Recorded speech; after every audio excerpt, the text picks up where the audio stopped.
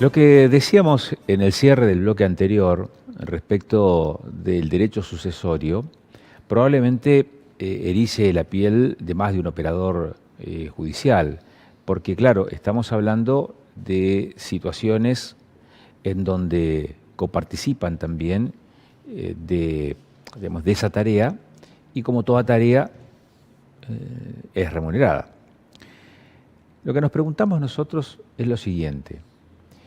Si cuando una persona muere y deja tan solo un heredero, ¿es pertinente que se tramite un juicio sucesorio cuando el heredero es único?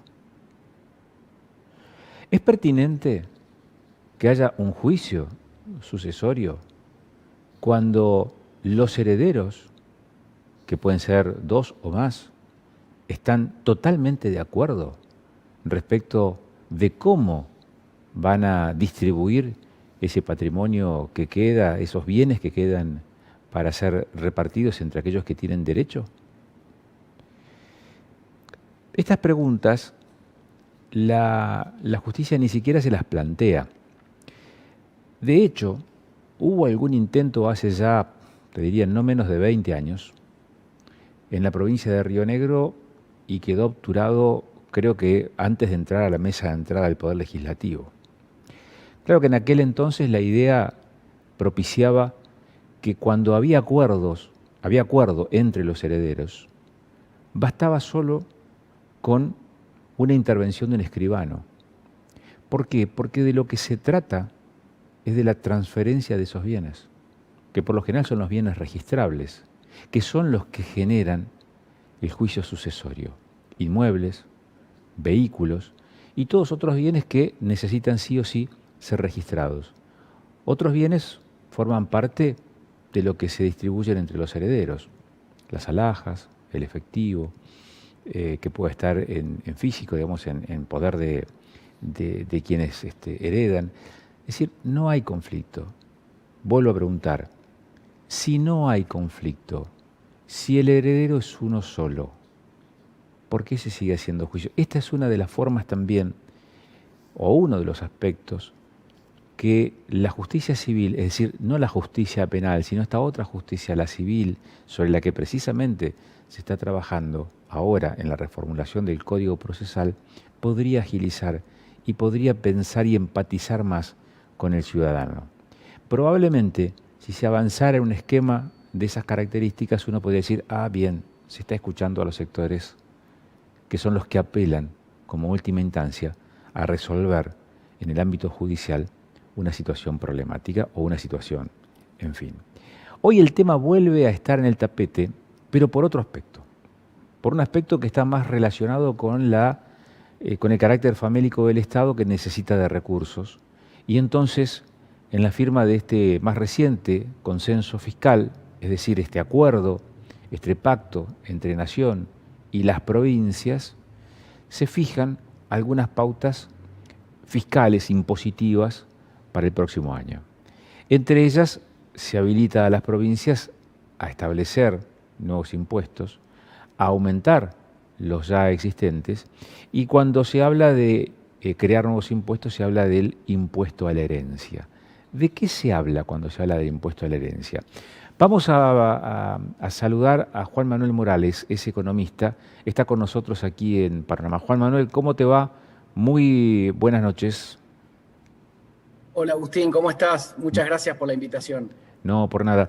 Bueno, ¿cómo estás evaluando desde la economía? ¿Cómo estás recepcionando esta idea que no es nueva, que se viene hablando desde hace bastante tiempo y que surge nuevamente frente a esta instancia de acuerdo entre nación y provincias y se vuelve a mencionar el impuesto a la herencia? ¿Qué es, desde el punto de vista económico, cuál es tu mirada respecto de este tema?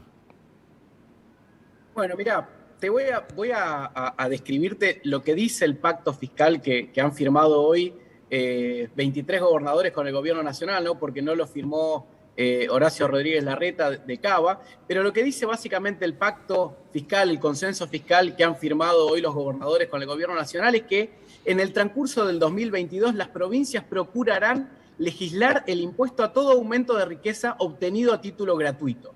Esto estamos hablando de herencia, legados, donaciones, anticipos de herencia, ¿no? Y a su vez, lo que dice el consenso fiscal es que da la pauta de que va a ser un impuesto que será progresivo, es decir, que la alícuota va a ir aumentando a medida que aumente el patrimonio que se está transfiriendo, digamos, ¿no? Eso es todo lo que dice el pacto fiscal que han firmado las provincias respecto al impuesto de la herencia. Vale decir que el impuesto a la herencia ya, por ejemplo, lo está cobrando la provincia de Buenos Aires desde el año 2011, ¿no? O sea, es decir que hay provincias que ya tienen este impuesto, específicamente la provincia de Buenos Aires, y como medio recaudador, vale decir que es muy malo. ¿Por qué es muy malo? Porque de todos los impuestos que recauda la provincia de Buenos Aires, el impuesto de la herencia solamente aporta el 0,2% del total. Es decir que como recaudador es un impuesto muy ineficiente, ¿no? Sin embargo, bueno, el gobierno nacional está instando a las provincias... Perdón, Juan Manuel, perdón. Sí. Si la recaudación fuese más elevada, no fuese de ese 0,2%, entonces ¿que sería un impuesto eficiente? Digamos, ¿sería un impuesto para aplaudir? No, por supuesto que no, pero me refiero al punto de vista de la recaudación. Es decir, que a lo que voy es que le complica la vida a la gente y tampoco genera mucho peso en la recaudación general, ¿no? Por supuesto que no estoy de acuerdo con subir más los impuestos, con inventar impuestos en Argentina. En Argentina hay que bajar impuestos. Hoy Argentina tiene más o menos 178 impuestos. Si vos sumás los impuestos provinciales, los nacionales y las tasas municipales, muchos impuestos que gravan la misma base. Y por lo tanto, digamos, Argentina necesita bajar impuestos. Sin embargo, lo que vemos acá, como te decía, es el gobierno nacional motivando a las provincias a que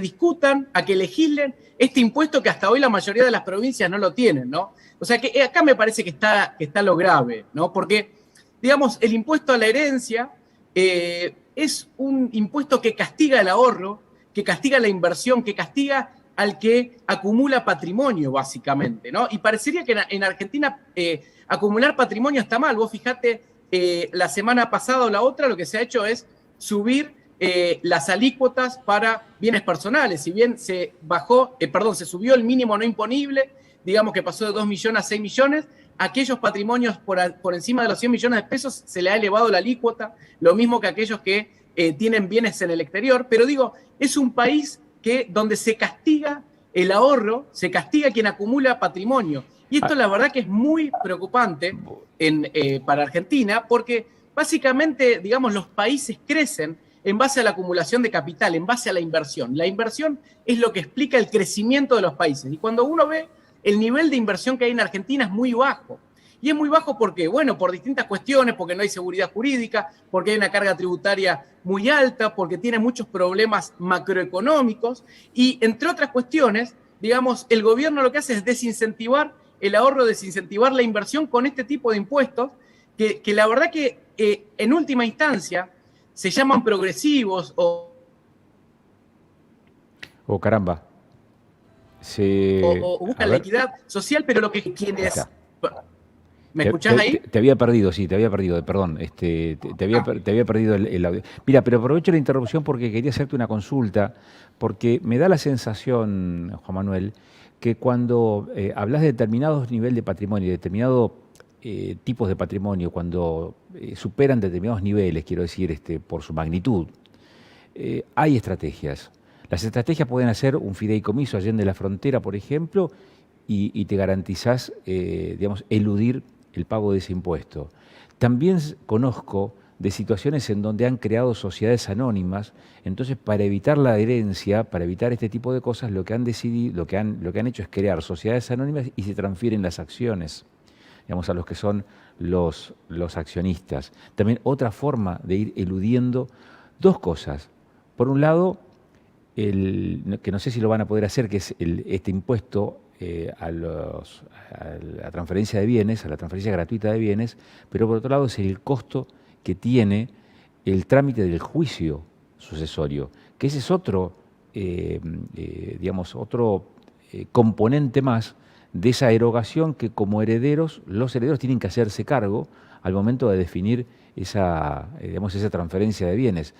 Me da la sensación de que no va a ser igual para todos, no va a ser lo mismo para aquel que hereda una casa y un departamento, que probablemente para pagar el juicio sucesorio y ese impuesto va a tener que vender una de esas dos propiedades, o para el pequeño empresario, microempresario que va a heredar la empresa de su padre y va a tener que enfrentarse a una erogación que no la tenían en los esquemas, con márgenes no muy holgados de rentabilidad o de ganancia, pero que se lo impone o se lo exige una legislación en este sentido.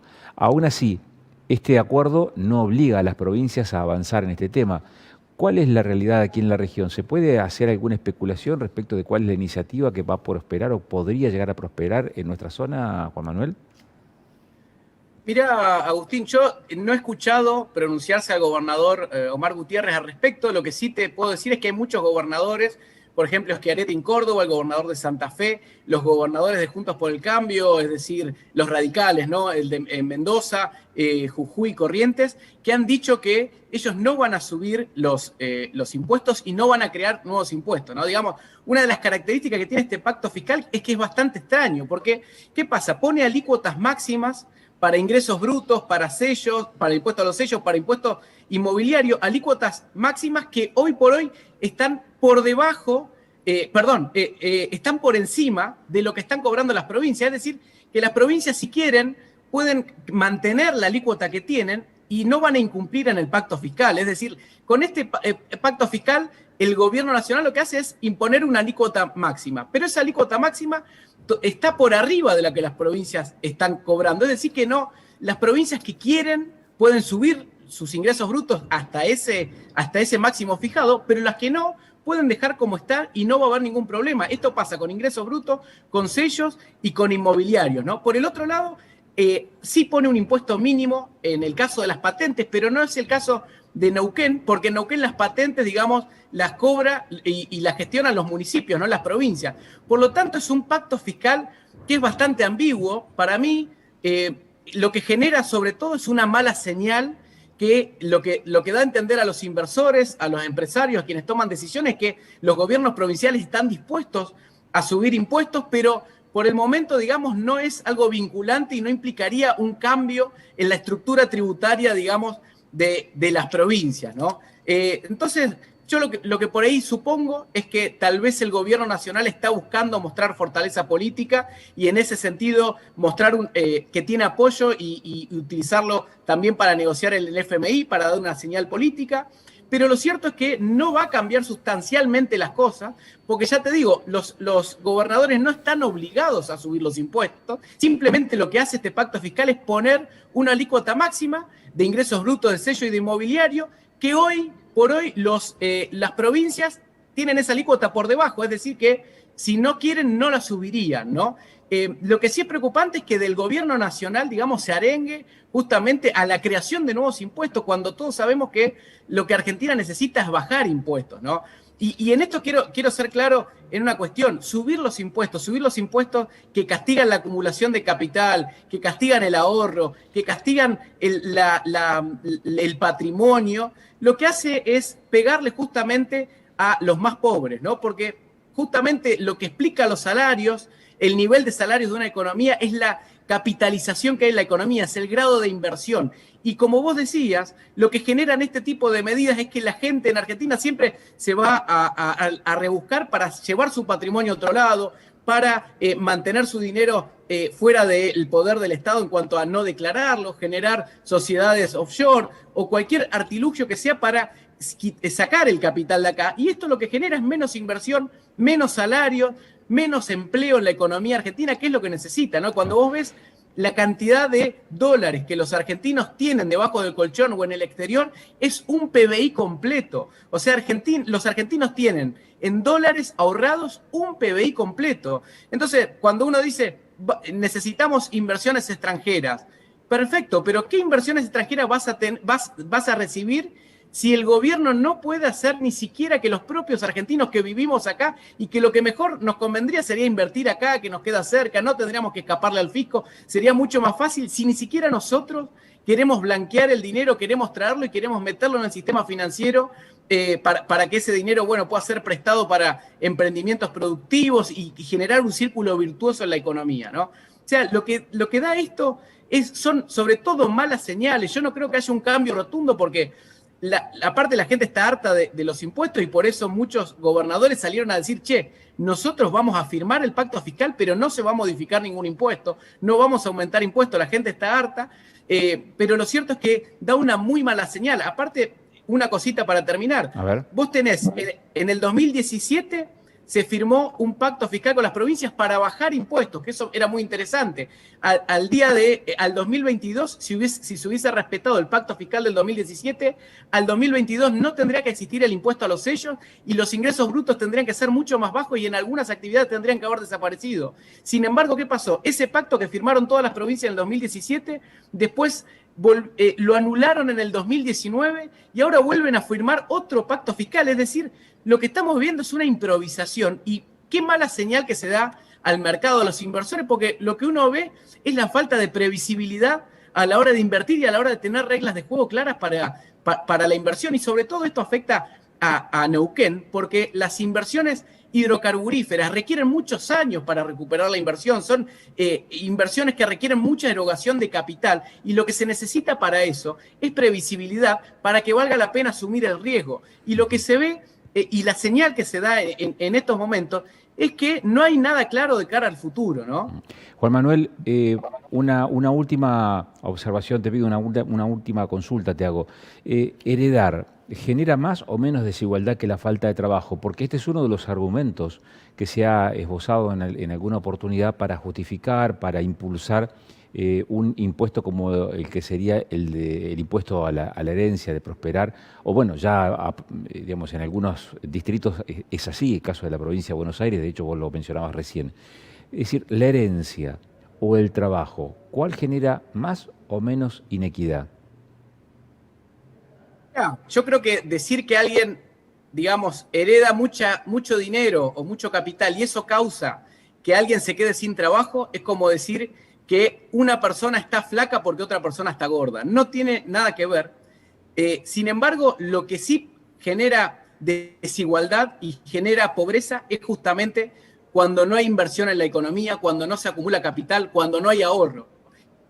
Y lo que genera el impuesto al ahorro, a la herencia, gravar las herencias, es justamente desalentar la inversión, desalentar la acumulación de capital, desalentar el ahorro, que el ahorro no es más ni menos que el crédito que dan los bancos por el otro lado. Uno cuando ahorra, ¿qué hace? Va, lo deja en el banco y el banco se da vuelta y con eso presta a emprendimientos productivos. Mientras más ahorro haya en la economía, más oferta de crédito habrá y más bajos son las tasas de interés. Bueno, esos son problemas que tiene la economía justamente por castigar a quien acumula capital. Entonces, si me parece que hay algo que afecta a la desigualdad, justamente es castigar al que ahorra y castigar al que tiene patrimonio y castigar al que acumula capital. Porque como ya vimos, el que acumula capital, el que tiene ahorro, cuando ve que lo joroban mucho con los impuestos, se va a otro lado y no se hace problema.